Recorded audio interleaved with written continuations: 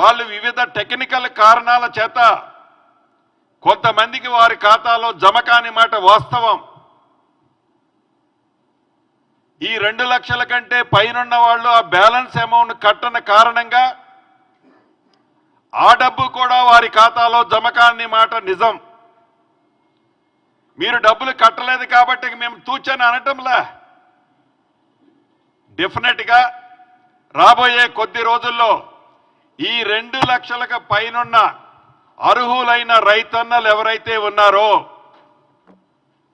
ఆ రైతన్నలకి కూడా ఒక కట్ ఆఫ్ డేట్ పెట్టుద్ది ఈ ప్రభుత్వం. పెట్టిన తర్వాత వారు ఆ డబ్బు కట్టిన మరుక్షణం మేము అనుకున్న దాని ప్రకారమే 31,000 కోట్లలోనే ఈ అంకెలన్నీ ఉంటాయి. ఈ 31,000 కోట్ల కంటే ఇంకా ఒక 1000 కోట్లు 1,500 కోట్లు ఎక్కువైనా కూడా అర్హులైన రైతులందరికీ ఈ రేవంత్ రెడ్డి గారి ప్రభుత్వం, ఈ కేబినెట్ చిత్తశుద్ధితో అర్హులైన ప్రతి రైతన్నకి ఇవ్వటానికి సిద్ధంగా రుణమాఫీ ఉంది. ఏదైతే నిన్న మీరు అన్న ప్రకారం రుణమాఫీ చేయకపోతే మేము వదలం. ఏంది మీరు వదిలేది? మీకు ఎక్కడుంది నైతిక హక్కు? మాట్లాడే నైతిక హక్కు ఉందా ఈ ప్రభుత్వాన్ని గురించి? 2 పర్యాయాలు పరిపాలించినప్పుడు మీ ముఖానికి 10 సంవత్సరాల్లో మీరు చేసిన రుణమాఫీ సుమారు 16 నుంచి 17,000 కోట్లు 10 సంవత్సరాలలో. ఈ ప్రభుత్వం వచ్చి 10 నెలలు కూడా కాలేదే. విమర్శించడానికి కూడా ఒక అద్దు పొద్దుండాలా. విమర్శ కూడా రాజకీయ విమర్శ కాకుండా నిజంగా అప్పుడే ఈ ప్రభుత్వం వచ్చేసి ఏదో 3 సంవత్సరాలు అయిపోయింది, 4 సంవత్సరాలు అయిపోయింది, మాకు ఎన్నికలు వస్తున్నాయి, హడావుడిగా మేము గోసి సర్దుకోవాలనే ఆతృతలో మీరు మాట్లాడుతున్నారు తప్ప మా పవర్ చేయి జారిపోయిందనే ఆతృతలో ఉండి మతి భ్రమించి మాట్లాడుతున్నారు తప్ప నిజంగా ఈ ప్రభుత్వం రైతుల ప్రభుత్వం అని, రైతుల పక్షపాతి ప్రభుత్వం అని మీరు మర్చిపోతున్నారు. రైతులు ప్రతి విషయాన్ని గమనిస్తున్నారు. రైతన్నలందరికీ ఈ వేదిక ద్వారా ఒకటే తెలియజేస్తున్నాను.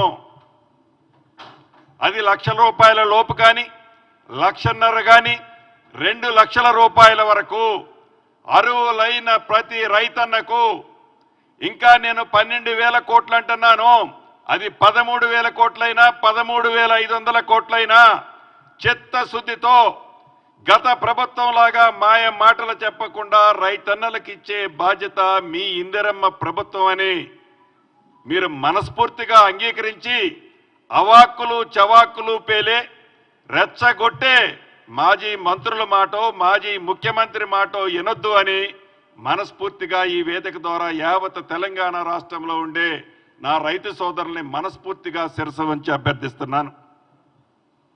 అంతేకాదు, ఇక ధరణి విషయానికి వద్దాం. నాకంటే మా కోదండరెడ్డి అన్నకి ఈ విషయం ఇన్డెప్త్ గా స్టడీ చేశారు.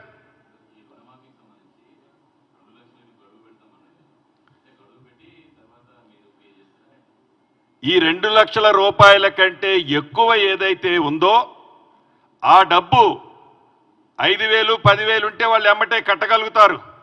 అది 1,00,000 2 లక్షల్లో ఉంటే ఆ రైతులను కట్టడానికి లేట్ అవుద్ది. కాబట్టి రేపే కట్టు ఎల్లుండే కట్టు అనకుండా అది నెల 2 నెలల 3 నెలల ఒక కట్ ఆఫ్ డేట్ పెడతాం. కంఫర్ట్ గా రైతన్నల్ని ఇబ్బంది పెట్టాలన్నది ఈ ప్రభుత్వ ఉద్దేశం కానే కాదు.